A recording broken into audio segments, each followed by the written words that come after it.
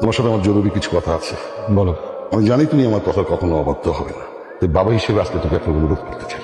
জয়ী তোর ভাইকে ভালোবেসে বিশ্বাস করে আমাদের বাড়িতে এসেছে। ও আমাকে, তোর মাকে অসম্ভব রকমের সম্মান করে। তাই বাবা হিসেবে আমি একটা দায়িত্ব পালন করতে চাই। তুই আমাকে কথা দে, তুই ওকে বিয়ে করবি। কি বলছে এইসব? বাবা, উনি আমার ভাইয়ের ওয়াইফ, এইটা তো কখনো চেঞ্জ হবে না।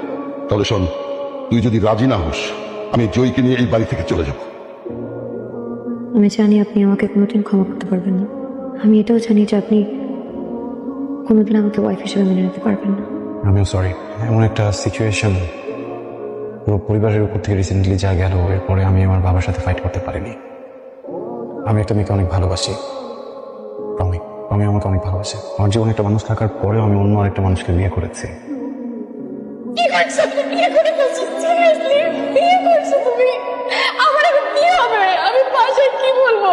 বিয়েটা আমরা একটু ইচ্ছে করে করিনি। সিচুয়েশন এমন ছিল, আমাদের কিছু বলার ছিল না। বাবার সাথে অনেক বড় ঝামেলা হয়ে যেত। কেউ আমার সাথে থাকতে চায় না, আমি ওনার সাথে থাকতে চাই না। বুঝতেছি আমি ভুল করছি, তোমার সাথে যেটা হয়েছে এটা অনেক খারাপ হয়েছে। তুমি যদি আমার সাথে না থাকতে চাও ইটস ওকে, তুমি যদি আমার জন্য ওয়েট না করতে চাও তাহলে তাহলে যাও, সমস্যা নেই।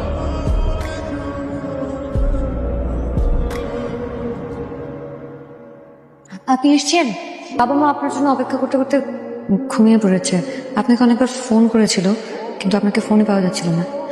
আমি আপনার জন্য ডিনার রেডি করে রেখেছি, আর আমিও আমি খাবো না, খাইনি। খেয়ে আসি বাড়ি থেকে। Thank you. আমি যে প্রমের সাথে দেখা করতে গেছি, ওকে আজকে সবকিছু বলে এসেছি। জি।